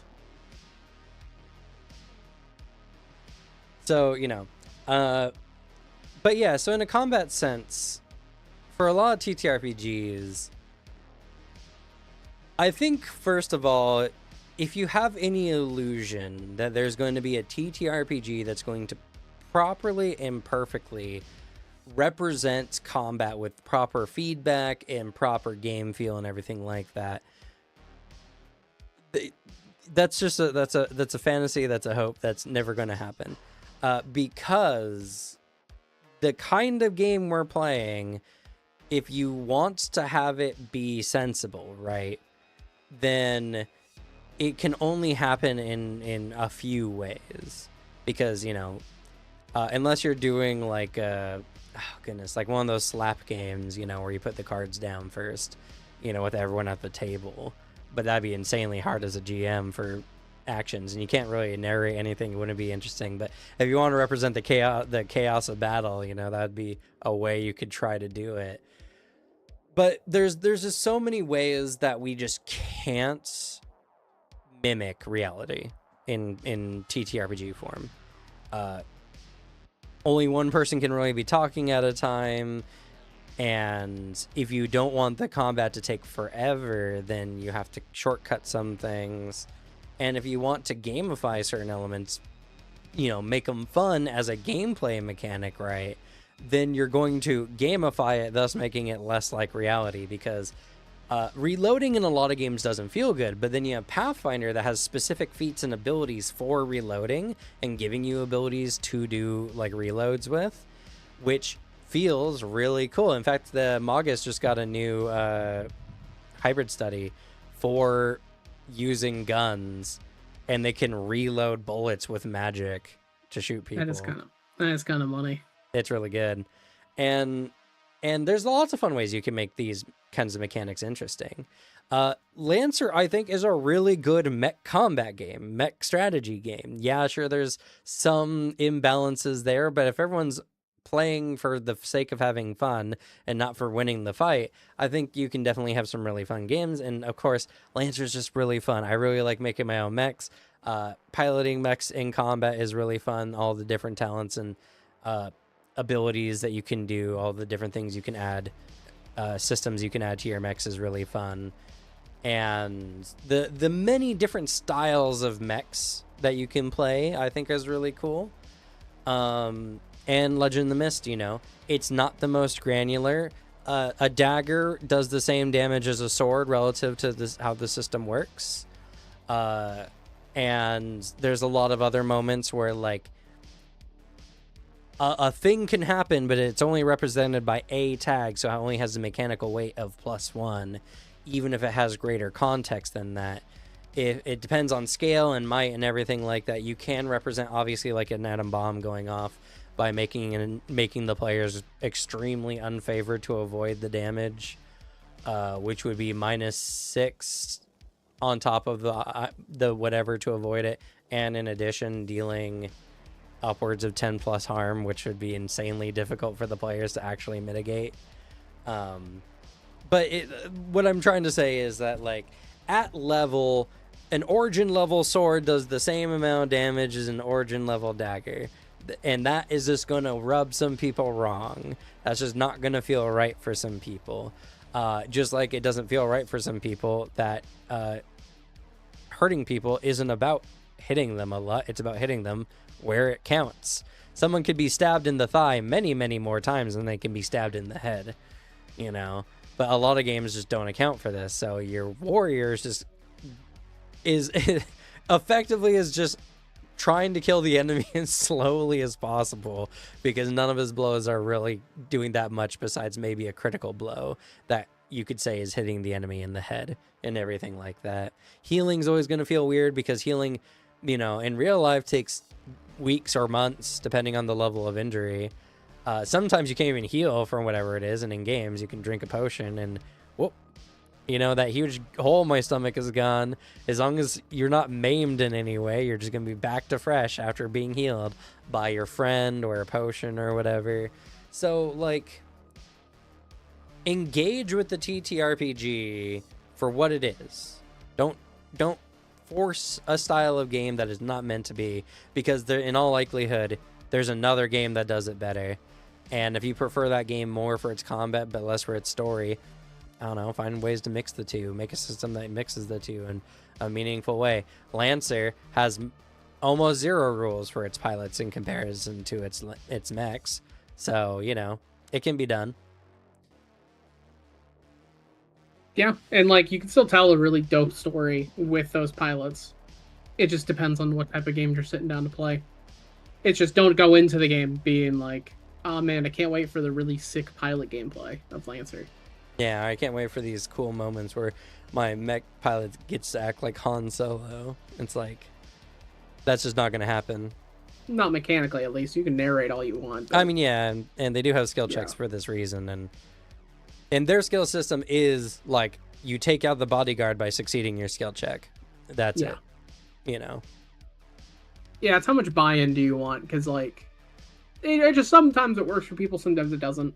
It's just a big reason I approach every tabletop game with the main point of like, this is a game, and we're here to play the game. So like, what is the actual game going to be?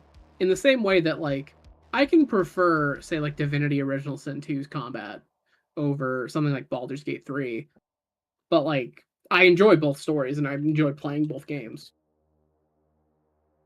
Yeah, honestly, I also prefer Divinity over Baldur's Gate 3, even though I think Baldur's Gate 3 as a game is overall better. Yeah, like mainly a big reason is because like, wow, Baldur's Gate 3 is probably the best version of 5th edition D&D we have.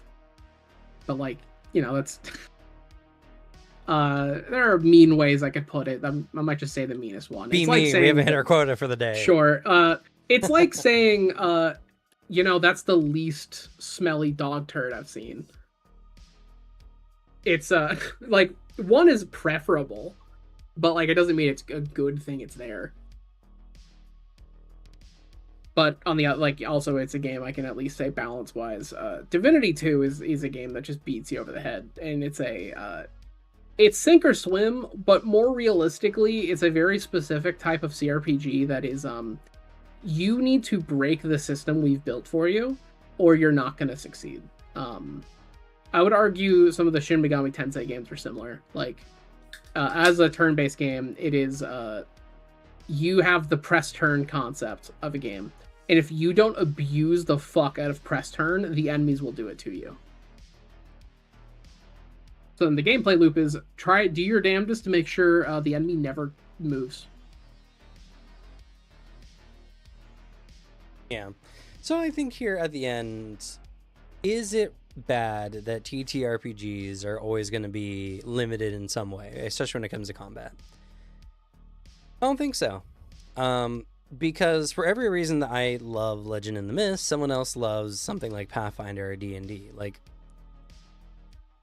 we had a conversation, for many of you who weren't here at the beginning, about does Legend in the Mist feel bad because the GM just almost never rolls dice? And it's like, well, for me, I don't really care about rolling dice. There's no amount of actual satisfaction just from rolling dice that occurs for me as a GM. But that doesn't mean that there isn't for other people. Some GMs really like to get in character, really like to roll the dice and see how their little Gorbo minion guy does in a fight, even though he knows he's going to lose, he's going to have fun doing it, right? And there's GMs out there who really want to feel like they're fighting against the players, that they're the antagonist in the moment, and that rolling the dice back and playing the game effectively with the same rule set, just kind of worse characters, feels fun for them in that way. And I can see that. I can understand that. There's these strategist GMs who love setting up interesting enemy encounters and using those enemies' strategies against the players to see what the players do and enjoy like that aspect of it, that almost chess-like aspect to it. And there's people who don't like combat at all, and they would prefer combat to be as expedited as possible in their system so that they can get to the parts that they really like, which is typically role-playing their favorite OCs or little guys and just doing all those things. They love talking about going out and eating at a restaurant or finding a particular... I remember watching this online streamed game, and they were so obsessed with the idea of this like demi-human spa that did all kinds of treatments for characters who were not humanoid, who had hooves and horns and everything like that. and they just really just liked the fact that something like that existed in this setting, in this world, and that their OCs could get treated in this way, and it made it feel more real to them and everything like that. Needless to say, TTRPGs can be played in so many different ways, and don't take my love for Legend in the Mist to mean that any other system is bad in any way. Don't take any of the, pointing out the flaws or the inherent restrictions of playing in certain ways as meaning they're bad in any way. We just need to understand that some games are going to play in certain ways. You're not going to get a Call of Duty and expect deep RPG mechanics. Like, it would be ridiculous if you did. So,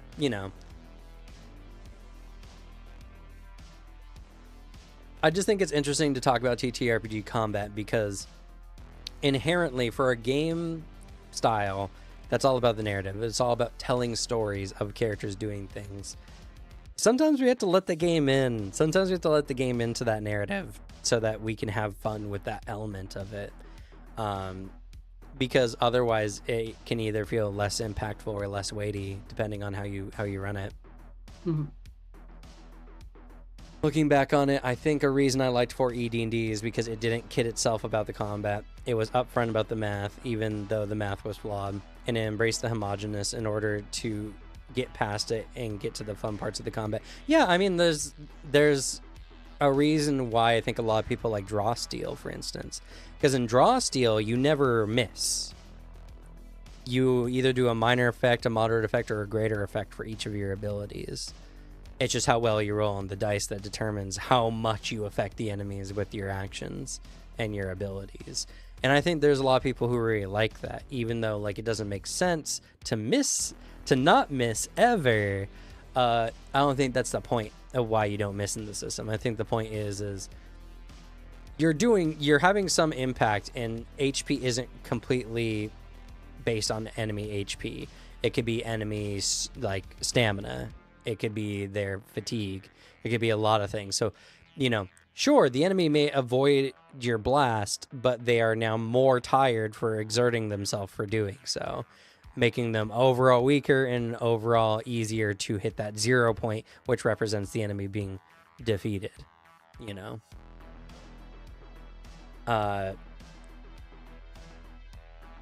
And I think there's a lot of interesting ways that games can still iterate on these rules. I don't think like the games we have currently are perfect. I don't think these are the best versions of these kinds of combats that we can get. I think there's definitely better ones, and I think we're seeing better ones more and more. And with Legend in the Mist being the first game that I felt really hit narrative-based combat in a way that I've not seen in any other TTRPG before, I'm excited to see how that progresses, because as it stands currently in Legend of the Mist, I love putting statuses on enemies, but statuses are also how you do damage, and a status determines how much penalty an enemy receives, typically, for your checks against them. And so if you have multiple players doing status effects on a singular enemy in a singular combat situation, the highest status is always going to apply, so it's only the player who's doing it better that's going to feel like their status gets to do anything. That doesn't mean you shouldn't apply other statuses, but there's also a lot of situations where maybe that status you're planning on applying should be a tag instead, like an injury-based tag, or like a situational-based tag instead, like breaking an enemy's armor or injuring one of their body parts, or maybe they're feeling sedated, as a tag. But there is that conflicting element where not everyone can apply statuses, so sometimes it's just whoever has the best status, and then everyone else is applying tags, and statuses just give you the most immediate like numerical advantage. Excuse me. So, and then there's also a lot of weird points in Legend of the Mist where it's just like, okay, I give the enemy the deaf 2 status. Like, how deaf can someone be before like it no longer matters how deaf they are, right? I mean, maybe it's just like deaf max deafness is like actual total what you picture of like there's just nothing sensory, but like I mean, if you're deaf too, I could see maybe like you could still hear like everything's just really muffled, Right. or like there's just such a loud ringing in your ear that it's drowning everything else out. But like, you know, how much more is Def 2 to Def 3?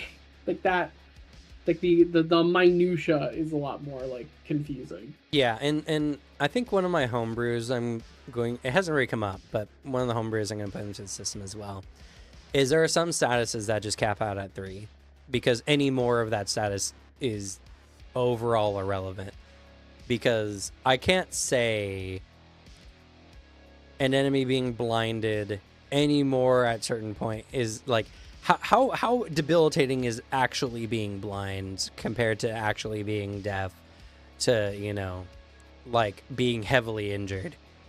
And so I think there's just going to be some that they're just going to cap off at 3 and be like, okay, you can do deaf 3, which might affect an enemy because they don't hear you coming or something like that. But any more is pointless. Or there might even be some things I'm like, well, you can't really make a deaf status, but you can do a deaf tag to represent that the enemy at least temporarily can't hear anything, you know. But yeah, there's a lot of weird jank with it, but you know, that's going to happen in any game because as we just discussed, you know, there's some points where we have to let the game into the narrative so that we have something we're playing rather than just sitting in a circle and telling our stories to each other.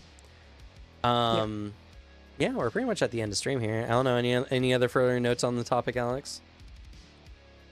No, like honestly, this is probably a really rare on-track Table Talk episode. Yeah. We're really stuck to the topic the whole time. Yeah. Well, to be fair, it's kind of one of those things where there's not really a lot of difference of opinion, because difference of opinion is I like this game better. It's like, okay, cool. We can talk about that one as well. But like, you can't tell me that combat in like Pathfinder or D&D resolves in any other way other than the enemies hitting 0 or becoming otherwise incapacitated, you know? Like, yeah. That's just how it happens. Yeah, like literally, like it's just taking it on there's always the abstract and the minutia, and we kind of hit all in a pretty good sense. Like I'm thinking through, like, is there anything we didn't address or anything? And I'm like, I'm not sure. Yeah, I mean, the only things I didn't really like talk about were like the Genesis system with how it does combat in a slightly different way, because your triumphs and failures and advantages and disadvantages and boosts can have different combat effects as well, which all rule. But that's also fun. That's much along the same lines of like a gridless D&D kind of game thing. Oh yeah, it's very often.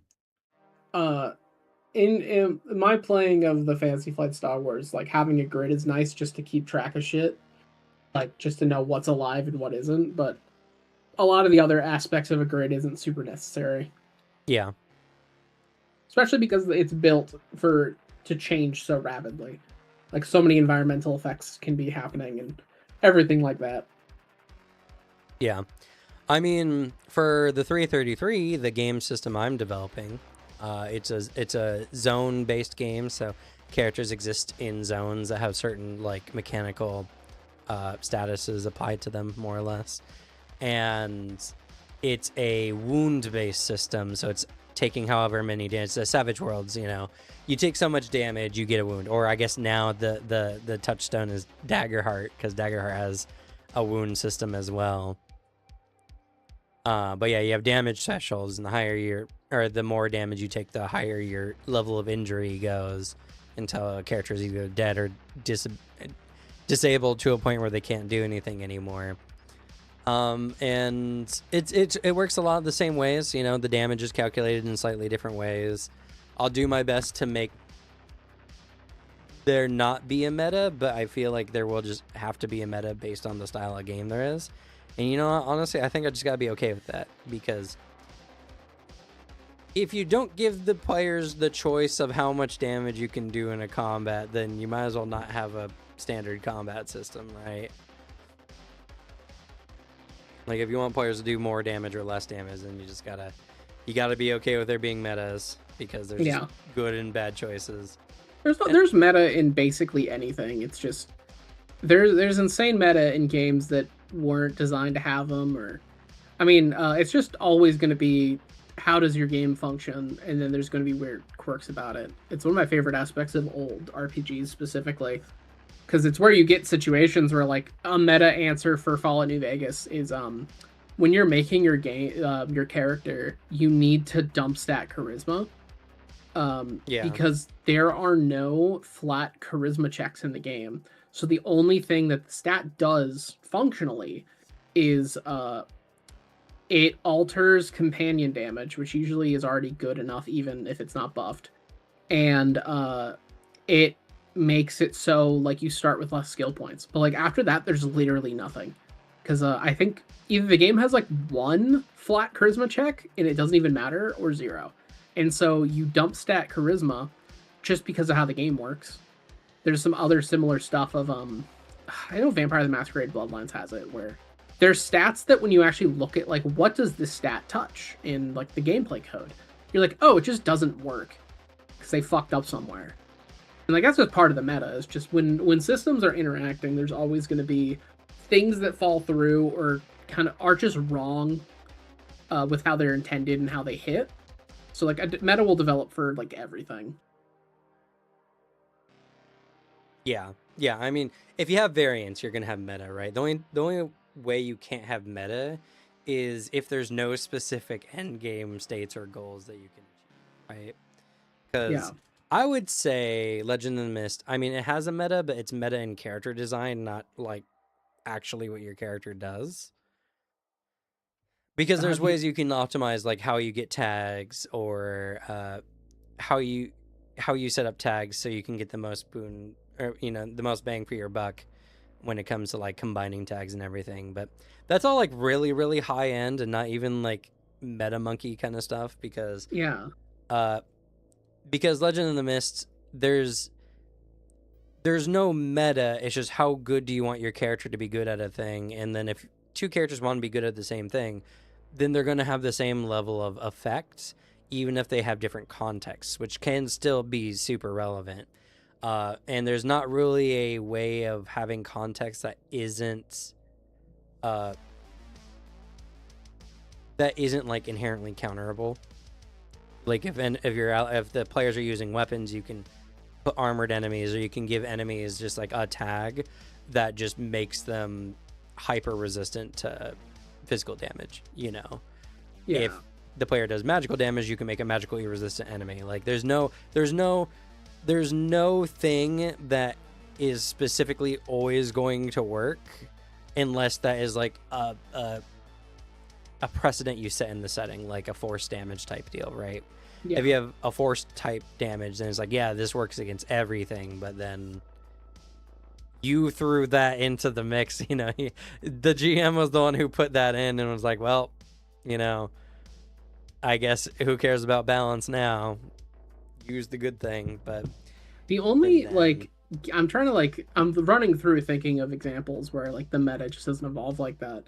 And like the only game I can think of that in my periphery that doesn't fuck with it, and it's not even tabletop, it's just like how metas evolve in games, I think is Warframe, because Warframe has a meta. Like there is a meta, but it's the the curve of like intelligence of like the meme, the like Dunning-Kruger effect or whatever. Yeah, like the dumbest one is like meta. What meta?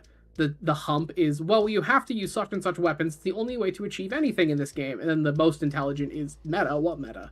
Right. Because like in Warframe, especially after a lot of the changes to mechanics and numbers and how it works, is a game where you can make anything with like a handful of exceptions function completely into endgame content.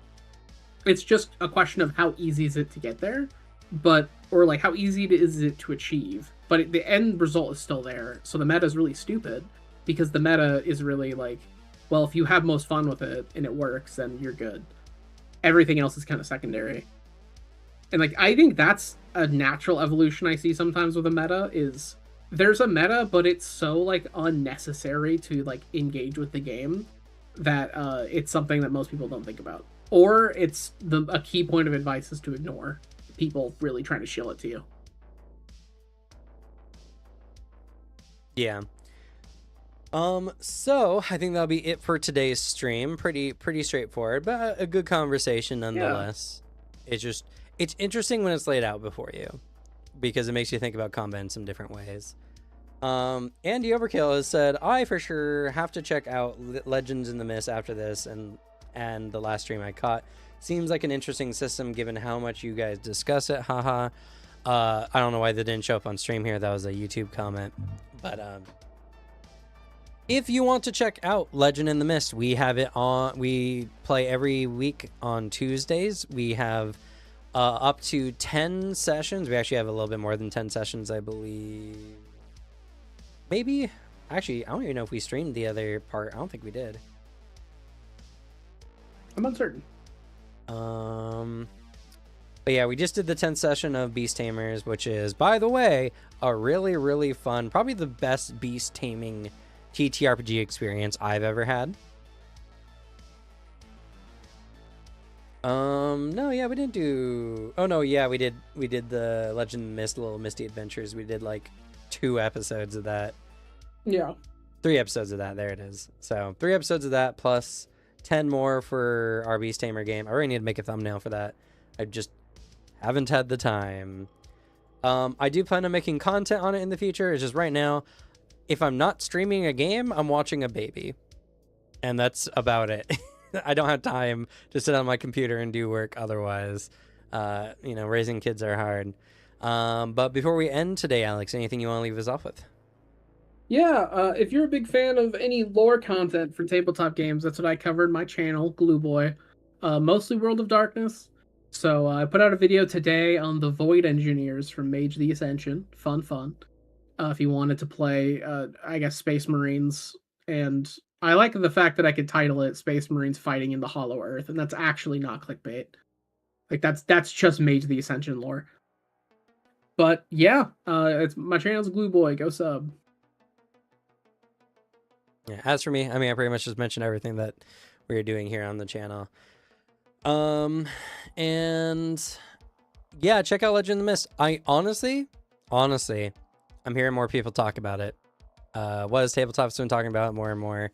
I think other people are starting to wake up to it. If you didn't know, you didn't see it on JegCon, it got second place at the Ennies behind Daggerheart in like 2 categories, which is for best game and best rules. So, you know, for an audience-based voting thing, that's actually super impressive. So I would definitely check it out. It's going to be in stores at some point in the near future. You can still order the books through their website, though. I have mine. I'm very excited about that.